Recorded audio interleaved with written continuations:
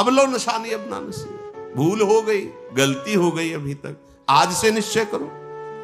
हमारे लिए तो प्रतिदिन नया जन्म है। आज हमारा नया जन्म समझो, सत्संग सुना तो सत्संग में हमारे नए जन्म का प्रादुर्भाव हुआ। अभी तक जो हमारी गंदगी थी पीछे के जन्म में हम भूल जाते हैं। आज से इसी क्षण से हम नया जीवन अपना बनाते हैं, अध्यात्म मार्ग का जीवन बनाते हैं और ऐसा निश्चय करते हैं जो टूटे ना। निश्चय में बहुत बड़ी सिद्धि है। देखो पिंगला जी का जैसे बताया, तैसे भागवत में एकादश स्कंद में तितिक्ष ब्राह्मण का देखो, गृहस्थी में रहते थे, लड़के बच्चे थे, खूब धन कमाया और बड़े ही कंजूस स्वभाव के थे, न परिवार को भोगने देते थे न स्वयं भोगते थे। अब कुछ ऐसी विपरीत परिस्थिति आई, सब दिन होत न एक समान, राजदंड उन पे लागू हुआ तो काफी अर्थ तो टैक्स में चला गया। फिर परिवार के जनों ने देखा कि ये तो कंजूस है, 1 रुपया भी नहीं देगा। वो लोग इधर उधर से हाथ मार के फिर आग लग गई। अब परिवार वालों ने उसका त्याग कर दिया, केवल अकेला, कोई उससे प्यार नहीं करता, अर्थ उसके हाथ से चला गया सब। अब विचार किया कि मेरा पूरा जीवन निकल गया, उत्तम वर्ण में जन्म हुआ था, वृद्धावस्था आ गई, अब क्या होगा, क्या होगा। जिनको मैंने पाला पोषा, जो बड़ी मेहनत से धन कमाया, तो सब नष्ट हो गया। परिवार वाले कोई देखते ही नहीं। जानते हो उसका निश्चय, देवता इस बात के साक्षी हैं कि आज से मैं अपने जीवन को श्री भगवान के चरणों में समर्पित करता हूं, सब कुछ सहूंगा और निरंतर भगवान का भजन करूंगा। वो इतना बड़ा महापुरुष उसी निश्चय से हो गया कि भगवान उद्धव जी को उसकी कथा सुना रहे हैं। कोई साधना नहीं हुई थी, परिस्थिति ने ऐसा निश्चय करवा दिया। तो जरूरी है वो परिस्थिति आवे तब तुम निश्चय करो। क्या सत्संग में तुम निश्चय नहीं कर सकते तो परिस्थिति का इंतजार करोगे कि ऐसी विपत्ति आवे, ऐसी ठोकर लगे, ऐसी दुर्दशा हो तब तुम निश्चय करो? अरे उसके पहले ही निश्चय कर लो तो दुर्दशा काहे को होगी। ऐसा नहीं कि उसका जीवन मंगलमय हो गया।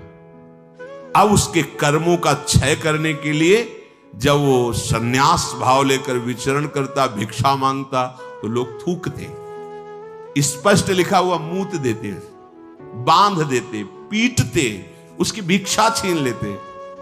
पर वो अंदर अंदर विचार करता, नहीं, किसी का दोष नहीं है इसमें किसी का दोष नहीं। तो ये कर्म का है, ये कर्म का प्रभाव तो शरीर पर पड़ेगा। ये मुझे दुख क्यों हो रहा है? बहुत बहुत सुंदर मतलब चिंतन उनका बना। तो क्या देवता है? इस दुख का कारण देवता है? नहीं, देवता भी तो केवल हमारे शरीर को ही पीड़ा दे सकते हैं। मेरे को क्यों हो रहा है? काल नहीं, वो तो आत्मस्वरूप है, उसका भी प्रभाव इसी शरीर पर होगा। मेरा स्वरूप तो कालातीत है। तो फिर क्या है? ब्रह्म। हाँ, ये ब्रह्म है। मैं तो निर्विकार चिदानंद अपने स्वरूप में स्थित हो गया, ब्रह्मबोध संपन्न महापुरुष हो गया हो। और तितिक्ष ब्राह्मण नाम से वर्णन किया है भगवान ने। इसलिए निश्चय में बड़ी सामर्थ्य है। हमारा निश्चय बड़ा ढुलमुल है। इसलिए प्रार्थना है, बहुत बड़ा मार्ग मिला है आपको। इसे भगवत मार्ग कहते हैं, अध्यात्म मार्ग कहते हैं। ये अंतिम जन्म वालों को मिलता है, जिनका आखिरी जन्म होता है। अगर चूक करोगे तो व्यर्थ तो नहीं जाएगा, पर और समय लग जाएगा। काहे कुछ समय बर्बाद करो, आज निश्चय करो। गोस्वामी जी कह रहे, देखो निश्चय, गोस्वामी जी बाल्यावस्था से भगवान में रत थे, ऐसा नहीं है कि वो भजन नहीं करते थे, ऐसा नहीं है। जन्म हुआ था तब बोले थे राम। जैसे बच्चा रोता है ना, तो गोस्वामी जी रोए नहीं थे, राम बोले थे, इसलिए राम बोला नाम पड़ा था। राम बोला, प्रकट हुए थे तभी राम। तो ऐसा भी नहीं था कि आसक्ति नहीं थी शरीर में या अन्य, ऐसा भी महापुरुष जन लीला दर्शाते हैं, वो हमारी हिम्मत के लिए। पत्नी में चित्त आसक्त था, एक दिन के लिए भी कभी मायके जाने के लिए अनुमति नहीं दी थी। और उसी पत्नी के मुख से जब ये बात निकली कि जितना तुम्हें इस शरीर में आसक्ति है, पूरी कथा अगर राम जी में होती तो जीवन तुम्हारा धन्य हो जाता। नेत्र को पत्नी रूपी गुरुदेव ने नेत्र खोल दिए।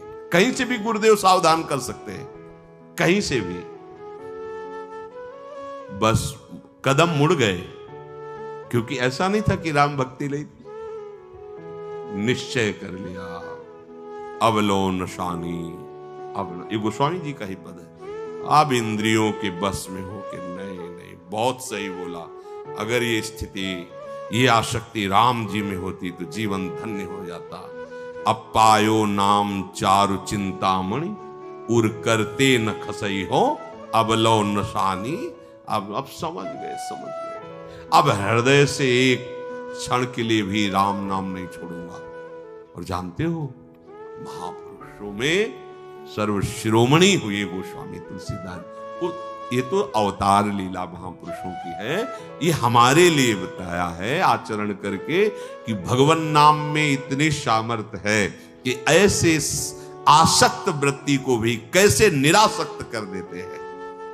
हमें चाहिए जो भी, चाहे गृहस्थ मार्ग में हो चाहे विरक्त मार्ग में हो, दोनों मार्ग जाते ही प्रभु के चरणारविंद में है।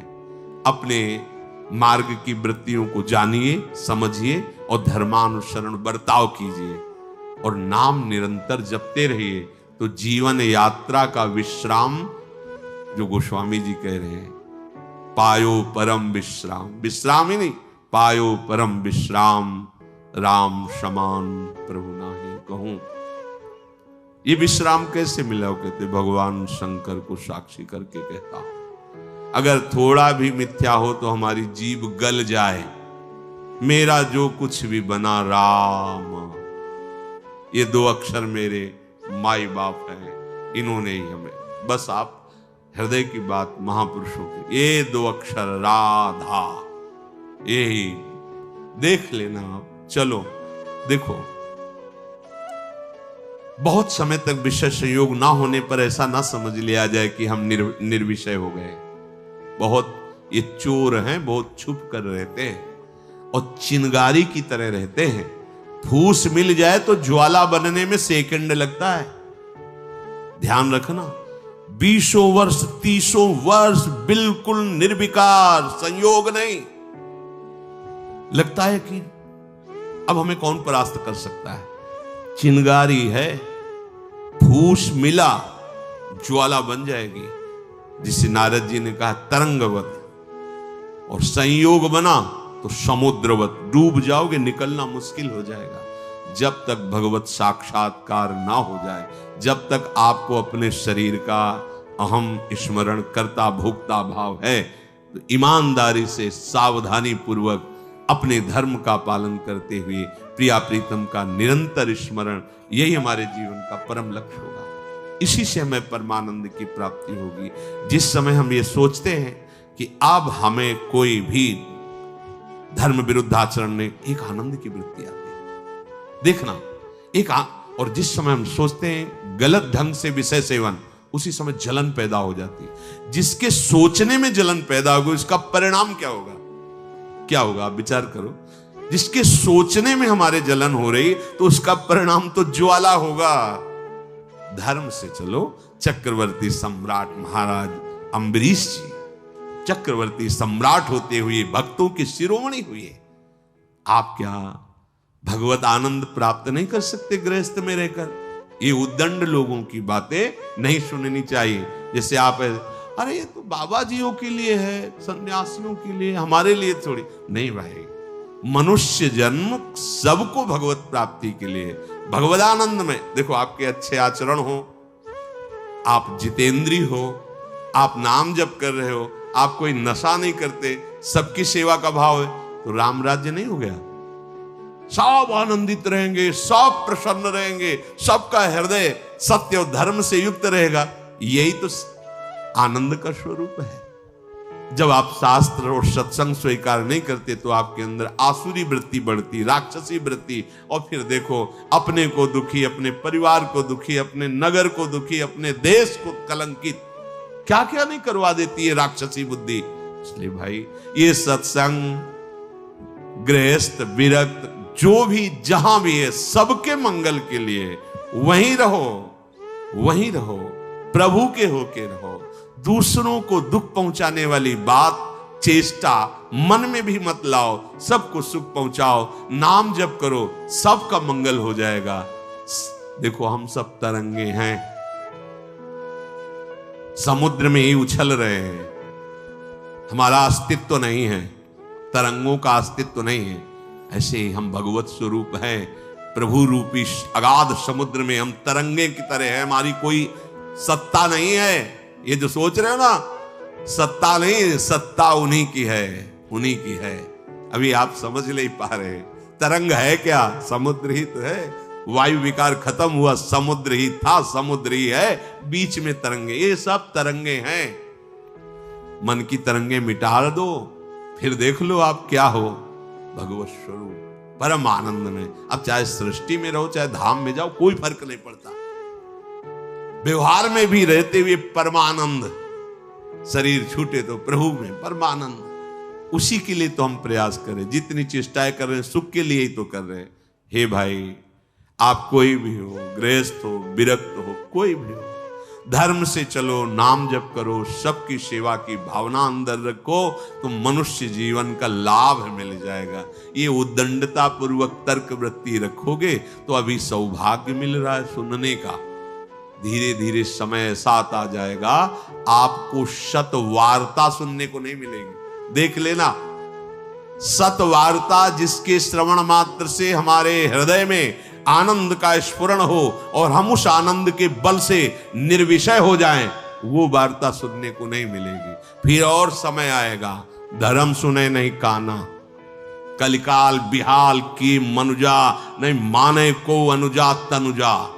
सब होश में अभी समय है, तर्क वितर्क छोड़ो। जैसा शास्त्र सदगुरुदेव संत जन कह रहे वैसी बात मान लो, निहाल हो जाओगे, परमानंद में मगन हो जाओगे। ये हम बुद्धि की बात नहीं कहते कि तर्क वितर्क आप करें, तर्क सत्संग तर्क नष्ट करने के लिए होता है। हृदय में देखो, बहादुरी जबान से कहने की नहीं है, ये हृदय की बात है। ये यहां युद्ध होता है, पता नहीं क्यों बनी हुई है। वेद विद्या पढ़त, कर्म धर्मन करत, जलप तन कलप की अवधियानी, चारुगत छाण संसार भटकत भ्रमत, आस की पास नहीं तोरी जानी। स्पष्ट वर्णन है, इसका मनन हुआ है गुरु कृपा से, तब हम आपको कह रहे हैं, मनों का निरीक्षण करके।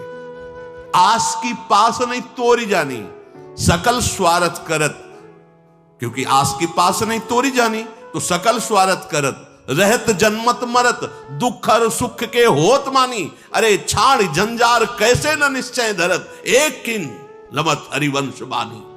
क्यों निश्चय नहीं करते, उस आस की पास को क्यों नहीं तोड़ देते? वैराग्य मार्ग का पथिक हूं या भगवत मार्ग का पथिक हूं, प्राण त्याग सकता हूं पर एक कदम अधर्म भूल न दे कुमारक नहीं। ऐ मन अब नहीं, अब नहीं, शरीर नष्ट कर दूंगा पर धर्म नहीं नष्ट करूंगा। भगवत मार्ग, ये आस की पास बड़े दुलार से रखे हुए, कभी तो अभी नहीं, कभी तो ये क्यों रखे हुए हो? यही तुम्हें भगवदानंद की अनुभूति वर्तमान में नहीं करने दे रही। यही आस के पास अभी निश्चय करो, जिस मार्ग में चले हो, नहीं नहीं नहीं,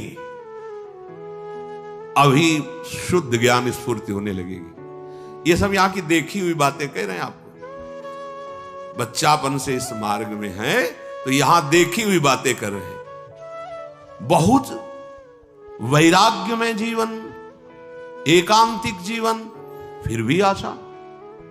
पूछो उससे किसकी आशा, क्यों, क्या चाहिए? उत्तर नहीं मिल रहा। चाहिए ये भोग? नहीं, देखना भी नहीं, तो आशा क्यों? पता नहीं।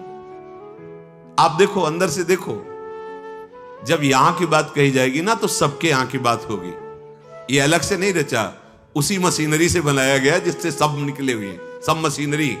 इसीलिए कि ये तो हमारे मन की बात कर रहे हैं, वो तुम्हारे मन की बात नहीं कर रहे, संपूर्ण सृष्टि की बात कर रहे हैं। क्योंकि जिससे मन रचा गया है, जिससे शरीर रचा गया है, वो वही एक ही डिपार्टमेंट, वहीं से रचा गया है। यही हमें भगवदानंद की प्राप्ति नहीं करानी है। बहुत धैर्य पूर्वक सुनना है और समझना है। ये हम अपने मन की बात कहते हैं, इसको पढ़ा है, इसको देखा है, इसको समझा है। वैराग्य में जीवन है, इतना भी कहीं गुंजाइश नहीं है। फिर भी आशा है, पूछा जाए इसको भोगों के लिए तो ना है, फिर भी आशा है। ये क्यों है? यही छाणी जंजार क्यों न निश्चय धरत, निश्चय क्यों नहीं कर रहा तू? तेरे निश्चय की कमी के कारण ये आशा की फांसी बनी हुई है। जब तक ये आशा की फांसी बनी रहेगी तब तक तुझे परमार्थ वस्तु का स्फुरण नहीं होगा। पक्की बात है। ये जो शुद्ध ज्ञान है स्फुरित ही नहीं होता, कामना से ढका रहता है। जैसे कोहरे की ताकत नहीं कि सूर्य को ढक ले, पर मेरे नेत्रों के ढकने के कारण लगता है सूर्य ढक गया। ऐसे ही ज्ञान स्वरूप जो भगवद अंश है इसमें स्फुरणाएं होती, जैसे सूर्य की किरणें निकलती ना, ऐसे इसमें ज्ञान की तरंगे निकलती रहती, आनंद की तरंगे निकलती रहती। वो आपके